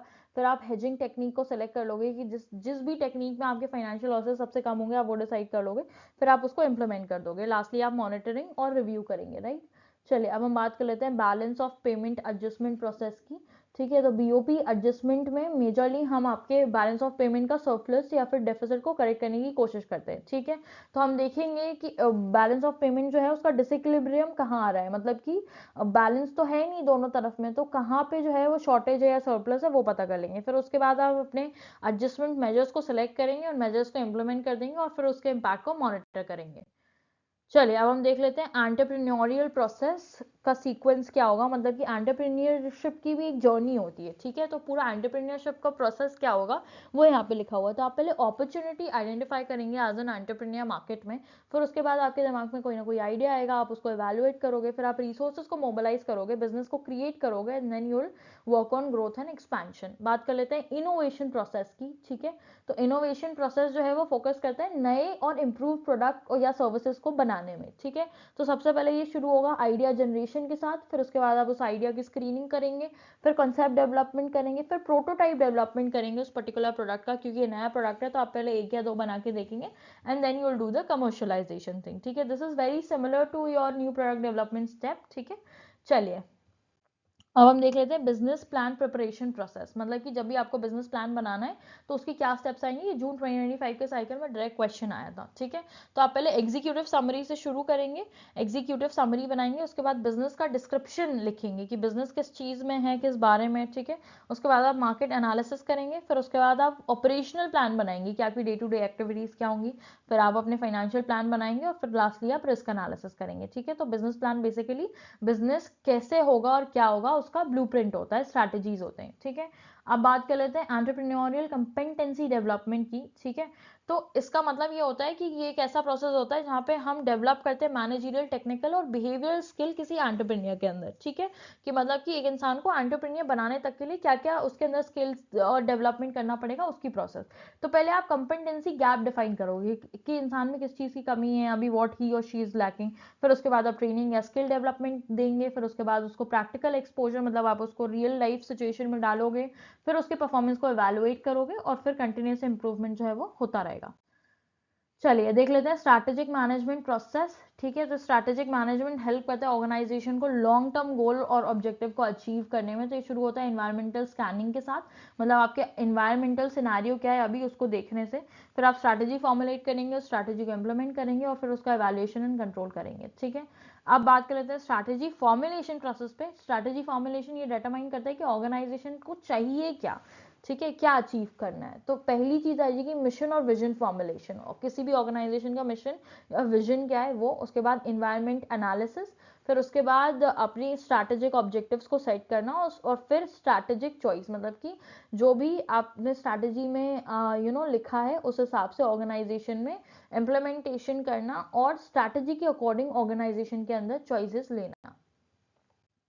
अब देख लेते हैं स्ट्रैटेजी इंप्लीमेंटेशन प्रोसेस कि अगर आपको स्ट्रैटेजी इंप्लीमेंट करना है तो उसके क्या स्टेप होंगे। आप पहले पॉलिसी को डेवलप कर लोगे, फिर रिसोर्स को एलोकेट कर दोगे, फिर ऑर्गेनाइजेशन के स्ट्रक्चर डिजाइन, मतलब डिजाइन स्ट्रक्चर को डिजाइन करोगे, ऑर्गेनाइजेशन के स्ट्रक्चर को डिजाइन करोगे, फिर लीडरशिप और communication and then lastly execution. ठीक है। तो स्ट्रैटेजी इंप्लीमेंटेशन जो है कन्वर्ट करती है आपके प्लान को एक्शन में through proper coordination and leadership. Okay. Now will talk about strategy evaluation and control process. अब जब आपने स्ट्रैटेजी को एम्प्लॉय कर दिया है, लगा दिया है, लागू कर दिया अपने फॉर्म में, तो आप उसको इवैल्यूएट कैसे करोगे कि वेदर ये आपकी ऑर्गेनाइजेशन के लिए अच्छी है या नहीं। तो पहले आप परफॉर्मेंस स्टैंडर्ड को सेट कर देंगे, फिर आप एक्चुअल परफॉर्मेंस को मेजर करेंगे, फिर आप दोनों को कंपेयर कर लेंगे, लास्टली आप डेविएशन, मतलब जो भी चेंजेस हैं या फिर जो भी गैप्स है उसको आइडेंटिफाई करके करेक्टिव एक्शन जो है वो लेंगे। चलिए अब बात कर लेते हैं कॉर्पोरेट गवर्नेंस की। तो कॉर्पोरेट गवर्नेंस इंश्योर करता है एथिकल मैनेजमेंट, ट्रांसपेरेंसी और protection of stakeholders interest, मतलब कि कंपनी के अंदर का गवर्नेंस कैसा होगा, इसको हम इस प्रोसेस के थ्रू जो है वो डिफाइन करें। तो पहले आप कॉर्पोरेट गवर्नेंस के फ्रेमवर्क को डिफाइन करेंगे, उसके बाद आप रोल जो है वो एलोकेट कर देंगे बोर्ड के और मैनेजमेंट के, फिर उसके बाद उनका कंप्लायंस और डिस्क्लोजर, मतलब कि उनके रोल का फॉलोअप और रोल को डिस्क्लोज करना, लास्टली मॉनिटरिंग एंड कंट्रोल, और फिर इसी के साथ आखिर में आपकी अकाउंटेबिलिटी और ट्रांसपेरेंसी भी इसमें इंक्लूडेड होती है। ठीक है। अब जब आप सीक्वेंस टिक लगाओ तो अकाउंटेबिलिटी जो है वो पूरा काम करने के बाद में आती है, जब आप काम कर लेंगे उसके बाद ही आप जवाबदार होंगे, राइट। तो इसको शुरू में मत लगाइएगा, that is the end process. Monitoring और कंट्रोल के बाद भी आएगा आखिरी में। ठीक है। चलिए आप देख लेते हैं बिजनेस इन्वायरमेंट एनालिसिस प्रोसेस। ठीक है, ये हेल्प करता है ऑर्गेनाइजेशन को अपने एक्सटर्नल और इंटरनल फोर्सेस को अच्छे से समझने में, जिससे कि आप बेटर स्ट्रैटेजीज जो है वो बना पाएँ। ठीक है, और इसमें पहला स्टेप आ जाता है इन्वायरमेंटल फैक्टर को आइडेंटिफाई करना, उसके बाद इन्वायरमेंटल स्कैनिंग। ठीक है, environmental scanning is basically assessing your external and internal environment, उसके बाद उसका एनालिसिस, फोरकास्टिंग और स्ट्रैटेजिक रिस्पॉन्स। ओके, चलिए अब देख लेते हैं पेस्टल एनालिसिस। तो पेस्टल एनालिसिस में आपके जो मेजर मैक्रो एनवायरनमेंट है उसका एनालिसिस होता है। That is very easy, PESTLE जैसा है वैसा आप फॉलो अप कर देंगे। लास्ट में इन्वायरमेंटल एनालिसिस भी होता है जिसको इकोलॉजिकल एनालिसिस बोलते हैं। लीगल तक तो आपको पता ही होगा। कॉर्पोरेट गवर्नेंस प्रोसेस देख लेते हैं। ठीक है, तो कॉर्पोरेट गवर्नेंस इंश्योर करता है एथिकल कंडक्ट, अकाउंटेबिलिटी, प्रोडक्शन। ये I think I have repeated it already, I have told you. So वो एक प्रोसेस रिपीट हो गई थी मेरे से, आई एम सॉरी। अब बात कर लेते हैं business ethics decision making process की। ठीक है, तो ये प्रोसेस गाइड करता है मैनेजर को जिससे वो मोरली साउंड डिसीजन जो है वो ले पाए। और ये शुरू होएगा आइडेंटिफिकेशन ऑफ एथिकल इशू। कोई भी अगर एथिकल इशू होता है उससे उसको आइडेंटिफाई करने से, फिर उसके बारे में रेलिवेंट फैक्ट इकट्ठा करना, फिर उसके ऑल्टरनेटिव को एवेलुएट करना कि आप किस तरीके से करेक्टिव मैनर में यहाँ पे जजमेंट जो है वो ले सकते हैं। वो सारे ऑल्टरनेटिव्स को यहाँ पे एवेलुएट करना, उसके बाद एक एथिकल जजमेंट लेना, और फिर उसके बाद एथिकल एक्शन को फॉलो अप करना, लास्टली रिव्यू एंड फीडबैक। ठीक है, अब बात करेंगे कॉर्पोरेट सोशल रिस्पॉन्सिबिलिटी प्रोसेस की। तो CSR जो है एक ऐसा प्रोसेस है जो इंटीग्रेट करता है सोशल और इन्वायरमेंटल कंसर्न्स को बिजनेस के अंदर। तो पहले आप आइडेंटिफाई कर लोगे कोई भी सोशल इशू तो नहीं हो रहा है ऑर्गेनाइजेशन में। इफ यस तो फिर आप उससे रिलेटेड पॉलिसी फॉर्मुलेशन करेंगे, उसके बाद आप उस CSR एक्टिविटी को इंप्लीमेंट कर दोगे, फिर मॉनिटर और एवेलुएट करोगे, लास्ट में रिपोर्टिंग और डिस्क्लोजर। ओके, चलिए up next we have research process, very important from management as well as paper one's point of view, दोनों में ही काफ़ी इंपॉर्टेंट है ये प्रोसेस। ठीक है, तो रिसर्च प्रोसेस शुरू होती है आपकी रिसर्च प्रॉब्लम को आइडेंटिफाई करने से, फिर लिटरेचर रिव्यू, फिर फॉर्मुलेशन ऑफ रिसर्च ऑब्जेक्टिव, जो भी आपकी हाइपोथेसिस है आप वो बनाएंगे, फिर रिसर्च डिज़ाइन सेलेक्ट करेंगे, बनाएंगे रिसर्च डिज़ाइन, एक्चुअली सेलेक्ट क्या करेंगे आप, रिसर्च डिज़ाइन फॉर्मुलेट कर लेंगे, फिर उसके बाद आप डेटा कलेक्शन करोगे। डेटा को कलेक्ट करने के बाद आप डेटा को एनालाइज करोगे, अपने रिजल्ट को इंटरप्रेट करोगे, और लास्टली रिपोर्ट राइटिंग। ठीक है, अब मुझे पता है कि as a UGC NET student आप ऑलरेडी इसको बहुत बार डिटेल में कर चुके होंगे, इसलिए मैं एग्जैजरेट नहीं करूंगी। जस्ट इन केस कोई भी डाउट आता है, feel free to comment down below, I definitely reply as I am very active lately. तो मैं डेफिनेटली आपको सारे कंसर्न्स या जो भी डाउट्स होंगे उसका रिप्लाई करूंगी। ठीक है, आ जाते हैं सैम्पलिंग प्रोसेस पे। तो सैम्पलिंग प्रोसेस शुरू होता है पॉपुलेशन को डिफाइन करने से, उसके बाद आपको अपना सैम्पलिंग फ्रेम, मतलब कि आपको कितना बड़ा सैम्पल चाहिए आप वो डिटरमाइन करोगे, उसके बाद अपना सैम्पलिंग मेथड चूज करोगे, रैंडम या फिर नॉन रैंडम, प्रोबेबिलिटी या नॉन प्रोबेबिलिटी, जो भी मेथड आपको चूज करना है वो चूज करोगे। फिर आप अपना सैम्पल साइज जो है वो डिटरमाइन कर लोगे कि आपको एग्जैक्टली कितना बड़ा सैम्पल चाहिए, उसके बाद अपने सैम्पल यूनिट्स को सेलेक्ट कर लोगे, कलेक्ट कर लोगे। ओके, चलिए अब बात करते हैं डेटा कलेक्शन प्रोसेस की। तो डेटा कलेक्शन आप कैसे करेंगे, आप आइडेंटिफाई करेंगे डेटा के रिक्वायरमेंट की, आपको किस तरीके की डेटा की ज़रूरत है। फिर आप डेटा के सोर्स को सिलेक्ट करोगे, प्राइमरी सोर्स होगा या सेकेंडरी सोर्स होगा। उसके बाद आप सिलेक्ट करोगे कलेक्शन का मेथड, किस तरीके से डेटा कलेक्ट करोगे। मतलब अगर प्राइमरी सोर्स है तो आप इंटरव्यू लोगे या क्वेश्चन बना के डेटा लोगे, किस तरीके से लोगे वो करना। फिर उसके बाद डेटा कलेक्ट कर लोगे और लास्ट में एडिटिंग और कोडिंग। ठीक है, अब बात कर लेते हैं डेटा एनालिसिस प्रोसेस की। तो पहले डेटा एडिटिंग होगी, जो भी आपने रॉ डेटा कलेक्ट किया है उसको एडिट कर लोगे, फिर उसको आप कोडिंग करोगे। कोडिंग मतलब कि थोड़े और बेटर वे में जो है उसको सीक्वेंसिंग कर दोगे या फिर इजी कर दोगे, सो दैट आप उसको क्लासीफाई कर पाओ। फिर उसके बाद आप उसका टेबुलराइजेशन कर सकते हो, ग्राफ्स बना सकते हो, फिर उसका स्टैटिस्टिकल एनालिसिस और लास्टली इंटरप्रिटेशन। ओके, अब यहाँ पे कंफ्यूज मत होना कि पहले कोडिंग होगा, क्लासिफिकेशन होगा या एडिटिंग होगा। याद रखना, एडिट फिर कोडिंग फिर क्लासिफिकेशन। चलिए MIS डेवलपमेंट प्रोसेस पे बात कर लेते हैं। MIS डेवलपमेंट एक ऐसा सपोर्ट होता है जो मैनेजरल डिसीजन मेकिंग में बहुत ही ज़्यादा काम आता है। ठीक है, और ये मेनली आपके IT इंटीग्रेशन पार्ट जो होता है मैनेजमेंट का, उससे रिलेटेड ये पर्टिकुलर टॉपिक। ठीक है, तो MIS is basically your management information system. तो इसको आप जब भी इम्प्लीमेंट करेंगे, डेवलप करेंगे अपने ऑर्गेनाइजेशन के अंदर, तो उसके स्टेप्स क्या होंगे। पहले आपको सिस्टम प्लानिंग, पहले आपको सिस्टम को प्लान करना पड़ेगा, फिर सिस्टम को एनालाइज करना पड़ेगा। ठीक है, उसके बाद आप सिस्टम डिजाइन करेंगे, फिर उसका डेवलपमेंट होगा, फिर उसका इंप्लीमेंटेशन और लास्टली इवैल्यूएशन एंड कंट्रोल। ठीक है, ऐसे ही MIS का पार्ट होता है डिसीजन सपोर्ट सिस्टम, और इसका डेवलपमेंट प्रोसेस शुरू होगा प्रॉब्लम आइडेंटिफिकेशन से। मतलब आपको किस पर्टिकुलर चीज़ के लिए जो है वो DSS की ज़रूरत है, आप वो आइडेंटिफाई करेंगे। फिर डेटा कलेक्शन, फिर मॉडल डेवलपमेंट, फिर सिस्टम का design, implementation, review and improvement. ठीक है, DSS हेल्प करता है मैनेजर को सेमी स्ट्रक्चर्ड और अनस्ट्रक्चर्ड डिसीजन लेने के लिए। अब बात कर लेते हैं नॉलेज मैनेजमेंट प्रोसेस की, ठीक है। तो नॉलेज मैनेजमेंट इंश्योर करता है effective use of organizational knowledge, मतलब कि ऑर्गेनाइजेशन के पास ऑलरेडी जो नॉलेज है उसको इफेक्टिवली कैसे यूज करना है वो नॉलेज मैनेजमेंट के आता है, अंदर आता है। तो उसके सीक्वेंस में पहली चीज आ जाएगी नॉलेज को क्रिएट करना ऑर्गेनाइजेशन के विद इन, फिर उसको कैप्चर कर लेना, फिर स्टोर कर लेना, फिर शेयर करना और फिर अप्लाई करना, ठीक है। तो creation, capture, storage, sharing and application, okay. बात कर लेते हैं कंज्यूमर रिलेशनशिप मैनेजमेंट की। तो CRM is very very important. ये एक ऐसा प्रोसेस है जो बिल्ड करता है लॉन्ग टर्म रिलेशनशिप, ठीक है, जहाँ पे आप जो है बेटर अंडरस्टैंड कर पाओगे कि आपको आपके कंज्यूमर्स को किस तरीके से सर्व करना है और रिटेन करना है फॉर लॉन्गर ड्यूरेशन। तो आप शुरू करेंगे कस्टमर आइडेंटिफिकेशन से, फिर उसका एक्विजिशन, मतलब कि वो आपके ब्रांड तक आए, सेल करे, फिर कस्टमर रिटेंशन पे काम करेंगे कि वो मतलब रिपीट आए और आपके पर्टिकुलर ब्रांड या सर्विसेज से जुड़ा रहे। फिर उसके बाद कस्टमर जो है वो आप डेवलप कर लोगे, डेवलप करना मतलब कि उससे और बेटर रिलेशन जो है वो मेंटेन करना। And lastly customer loyalty creation, जहाँ पे कस्टमर जो है वो ब्रांड या प्रोडक्ट लॉयल बन जाएगा, ओके। चलिए ब्रांड मैनेजमेंट प्रोसेस देख लेते हैं। ब्रांड मैनेजमेंट जो है वो बेसिकली एक स्ट्रॉन्ग ब्रांड इमेज क्रिएट करता है कंज्यूमर के माइंड में। That is why brand management is quite important. So basically it starts with brand positioning, मतलब कि आपने कंज्यूमर के दिमाग में अपने ब्रांड को किस तरीके से पोजिशन किया है वो। उसके बाद ब्रांड को एक आइडेंटिटी, ब्रांड के लिए कोई आइडेंटिटी डेवलप करना, फिर उसका कम्युनिकेशन करना कंज्यूमर्स तक, फिर उसके बाद ब्रांड परफॉर्मेंस को मेजर करना, और फिर ब्रांड रीइंफोर्समेंट, मतलब कि फुल फ्लेज मैनर में लोगों को ब्रांड से रेलेवेंट, ब्रांड को रेलेवेंट बना के रखना इंडस्ट्री में for a very longer period of time through communication और various kind of interactive activities, okay. फिर आपका मार्केटिंग रिसर्च प्रोसेस। तो मार्केटिंग रिसर्च प्रोसेस जो है वो आपको सपोर्ट करता है मार्केट से रिलेटेड डिसीजन मेकिंग में, ठीक है। यहाँ पे आप सिस्टमैटिक रिस्क और सिस्टमैटिक डेटा और कलेक्शन के थ्रू जो है मार्केटिंग डिसीजन मेकिंग में बेटर वे से एनालिसिस कर सकते हैं, ठीक है। तो इसका जो स्टेप है वो शुरू होता है डिफाइन करने से मार्केटिंग, कोई भी प्रॉब्लम मार्केटिंग की, फिर उसके बाद आप उसका रिसर्च प्लान जो है वो डेवलप करेंगे, डेटा कलेक्शन करेंगे, डेटा एनालिसिस करेंगे और लास्टली इंटरप्रिटेशन एंड रिपोर्टिंग। अब बात कर लेते हैं एडवर्टाइजमेंट डिसीजन प्रोसेस की। तो ये शुरू होगा डिफाइन करने से आपके एडवर्टाइजमेंट ऑब्जेक्टिव्स, उसके बाद अपने एडवर्टाइजमेंट बजट को आप सेट करोगे, फिर उसके बाद आपको एडवर्टाइजमेंट में क्या मैसेज देना है उसको डिजाइन करोगे, फिर किस मीडिया के थ्रू जाएगा, टेलीविजन, न्यूज़पेपर, वटएवर, उसका सिलेक्शन करेंगे, फिर आप स्केड्यूल कर दोगे कि कब आपको एडवर्टाइजमेंट करना है, और फिर उसके बाद एडवर्टाइजमेंट इफेक्टिवनेस जो है आप एवेल्युएट करोगे कि मतलब एडवर्टाइजमेंट करने की वजह से डिमांड पे कितना फर्क पड़ा, वो यहाँ पे होगा, ठीक है।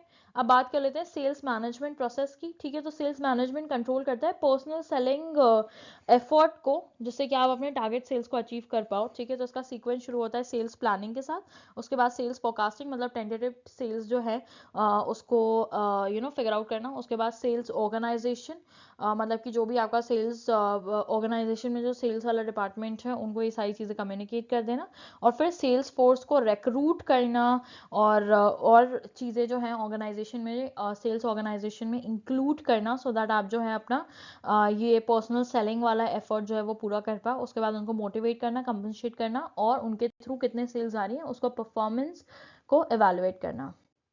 अब बात कर लेते हैं इंडस्ट्रियल बाइंग डिसीजन प्रोसेस, मतलब कि जब एज अ इंडस्ट्री कोई भी रॉ मटेरियल खरीदती है तो उसका प्रोसेस क्या होता है। तो शुरू होता है प्रॉब्लम रिकॉग्निशन से, वेरी रिपीटेटिव एंड इंपॉर्टेंट, याद रखिएगा।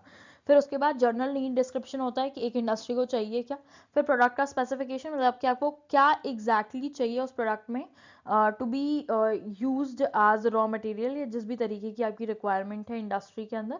उसके बाद आप सप्लायर सर्च करेंगे, क्योंकि यहाँ पे बल्क बाइंग होती है और रेपिटेटिव बाइंग होती है, तो just can't do it through retail stores, तो आप यहाँ पे डायरेक्ट सप्लायर को ढूंढोगे। उसके बाद उसके प्रपोजल को सॉलिसिटेट, मतलब कि कंसिडर करोगे। उसके बाद सप्लायर को चूज करोगे, जो भी आपके पास सप्लायर अवेलेबल है उसमें से जो भी बेटर है आप उसको चूज करोगे, और फिर ऑर्डर को रूटीन स्पेसिफिकेशन से रिलेट कर दोगे, मतलब कि जो भी आपने ऑर्डर दिया प्लस आपको कितने टाइम में ये ऑर्डर दोबारा दोबारा चाहिए होगा उसको वो आप बता देंगे, और लास्टली आप परफॉर्मेंस रिव्यू करेंगे, ठीक है।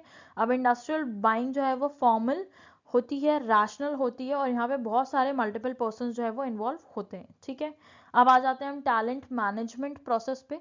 तो टैलेंट मैनेजमेंट इंश्योर करता है कि आपके पास जो एम्प्लॉयज़ हैं वो बने रहें आपके ऑर्गेनाइजेशन के अंदर, साथ ही साथ जो है आप उनको बहुत ही अच्छे से उनके ऊपर उनका पोटेंशियल बढ़ा पाओ थ्रू वेरियस एक्टिविटीज़, और उनको अपने ऑर्गेनाइजेशन में लंबे समय तक रिटेन कर पाओ। तो ये शुरू होता है टैलेंट आइडेंटिफिकेशन के साथ। आप पहले टैलेंट को आइडेंटिफाई करते हो, हायर करते हो, हायरिंग आपके टैलेंट एक्विजिशन वाले पार्ट में आ जाएगा। फिर उसके बाद टैलेंट डेवलपमेंट, मतलब कि उनका डेवलपमेंट, ट्रेनिंग, ये सारी चीज़ें देना।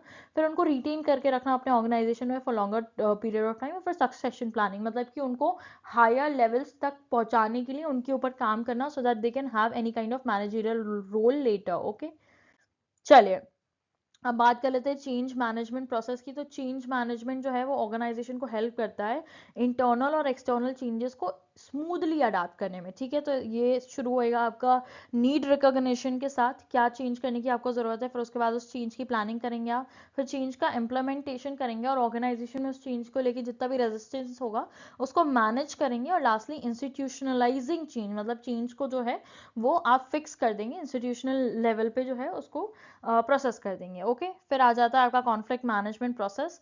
तो इसमें आप कॉन्फ्लिक्ट को आइडेंटिफाई करोगे, उसके बाद किस सोर्स से ये कॉन्फ्लिक्ट शुरू हो रहा है उसको एनालाइज करोगे, फिर आप सिलेक्ट करोगे कॉन्फ्लिक्ट हैंडलिंग स्ट्रैटेजी कि आप कौन सी स्ट्रैटेजी की विद इन जो है इसको सुलटाना चाहते हो, और फिर कॉन्फ्लिक्ट रेजोल्यूशन कर देंगे आप, और फिर फॉलो अप लेंगे कि सेटल हुआ चीज़ें या नहीं। ओके, अब हम बात कर लेते हैं स्ट्रेस मैनेजमेंट प्रोसेस की। तो स्ट्रेस मैनेजमेंट स्टार्ट होगा आइडेंटिफिकेशन ऑफ स्ट्रेसर से, कि क्या चीज़ आपको स्ट्रेस कर रही है उसको आइडेंटिफाई करेंगे। फिर उसके बाद आप असेसमेंट करेंगे स्ट्रेस लेवल का, कि जो स्ट्रेस है वो किस लेवल का है, और फिर उस जिस लेवल का स्ट्रेस है उसके अकॉर्डिंग आप स्ट्रेस मैनेजमेंट टेक्निक का जो है सिलेक्शन करेंगे।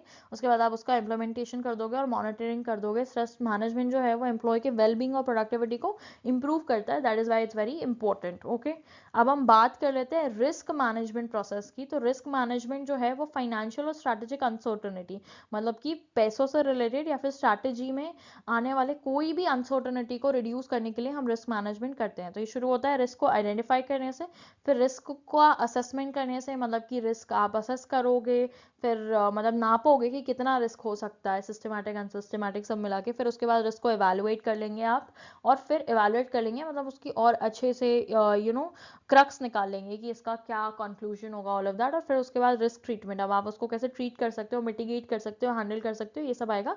और लास्टली मॉनिटरिंग एंड रिव्यू।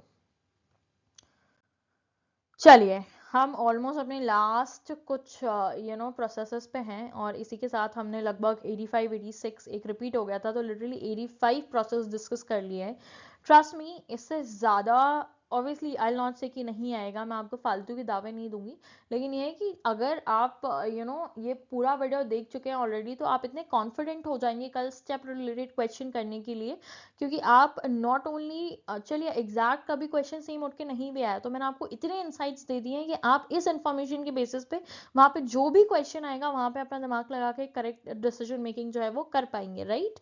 तो the very last second step we have in here is corporate restructuring process. ठीक है, तो कॉर्पोरेट रीस्ट्रक्चरिंग बेसिकली आपके फाइनेंशियल हेल्थ और कॉम्पिटिटिवनेस को इम्प्रूव करता है। इसमें हम एग्जिस्टिंग कंपनी में सब कुछ जो है वो नए सिरे से करते हैं। तो पहले आप आइडेंटिफाई करोगे कि नीड क्या है रीस्ट्रक्चरिंग की, उसके बाद आप एवेल्युएशन कर लोगे रीस्ट्रक्चरिंग ऑप्शंस को, फिर फाइनेंशियल और लीगल एनालिसिस कर लेंगे, फिर इम्प्लीमेंटेशन करेंगे, और पोस्ट रीस्ट्रक्चरिंग रिव्यू आएगा। ठीक है, ऐसे ही आपका मर्जर और एक्विजिशन जो होता है उसका प्रोसेस क्या है, पहले आप स्ट्रैटेजी डेवलपमेंट करोगे, फिर आपका जो भी टारगेट है आप उसको आइडेंटिफाई करोगे कि आपको मर्जर करना है, किसी को अक्वायर करना है, क्या टारगेट है आपको, और अगर अक्वायर या मर्जर करना है तो उसके बाद भी why do you want to do that. ठीक है, फिर ड्यू डिलिजेंस, मतलब कि वो सारी वैल्यूएशन जिस पे कंपनी जो है वो एक दूसरे के साथ आके मिलेंगी या फिर सेल होगी, ऑल ऑफ दैट। ठीक है, उसका डॉक्यूमेंटेशन करना, और नेगोशिएशन और कंसिडरेशन की बात करना, ये ड्यू डिलिजेंस में आ जाएगा। फिर उसके बाद वैल्यूएशन, मतलब आपके फर्म की जो भी वैल्यूएशन है वो सेट करना, उसके बाद उसको नेगोशिएट कर लेना कि आप किस अमाउंट में एक्चुअली में सेटलमेंट करेंगे, ठीक है। फिर लास्टली आपका डील क्लोजर होगा और फिर इंटीग्रेशन, मतलब कि आपस में जो चीज़ें हैं वो मिक्स हो जाएंगी, ठीक है। अब मर्जर और एक्विजिशन जो है ये एक ऐसा प्रोसेस है जो एनेबल करता है ग्रोथ, सिनर्जी और वैल्यू क्रिएशन को। यहीं इसी के साथ हमने ऑलमोस्ट 85 प्रोसेसेस, 86 प्रोसेसेस जो है यहाँ पे देख लिए हैं। अगर आपको कल प्रोसेस वाले क्वेश्चन जो कि डेफिनेटली आएंगे और अच्छे खासे तादाद में आते हैं, तो आई होप अब आप उसके लिए कॉन्फिडेंट हैं, आपको अच्छे खासे इंसाइट मिल गए हैं। और साथ ही साथ एक्सप्लेनेशन के साथ मैंने शायद आपको ये भी समझाने की कोशिश करी है कि आपको कैसे फिगर आउट करना है कि आपके पहले से लेकर आखिरी तक के स्टेप्स क्या होंगे। अगर वोकैबुलरी हाई है, ऑप्शंस कंफ्यूजिंग है, तो भी आप किस तरीके से फिगर आउट करें कि आपका जो है वो करेक्ट स्टेप जो है आप वहाँ पे लगा पाए, ठीक है। इतना सारा प्रोसेस पढ़ने के बाद आई थिंक आप जो है कल बहुत कॉन्फिडेंटली इन सारे क्वेश्चंस को कर पाएंगे। साथ ही probably for this January 2026, this is going to be my last proper video for your revision marathon kind of a situation. लेकिन do come back to the channel, क्योंकि अब हम आपका कट ऑफ, एग्जाम एनालिसिस ये सब करेंगे। And okay, will also discuss about the further things. I hope कि आप सभी अपना जो एग्जामिनेशन है उसको क्लियर कर ले हैं और क्लियर कर ले इस साइकिल में। एंड जस्ट इन केस अगर आप लैग भी करते हैं तो do not worry, it's not the do or die situation, we have many more things to attain in life, ठीक है। So don't stress about that, I am always there, being an educator it's my duty to make sure to cross the path with all of you towards the other end to be able to complete your net JRF। तो उसके लिए मेरे channel को ज़रूर subscribe करिएगा। और आपको जो भी डाउट हो, जो भी क्वेरी हो, please feel free to comment down below, I always be glad to help you out. Lastly मैं आपको यही बोलूँगी, thank you so much for supporting, watching and please subscribe and all the very best.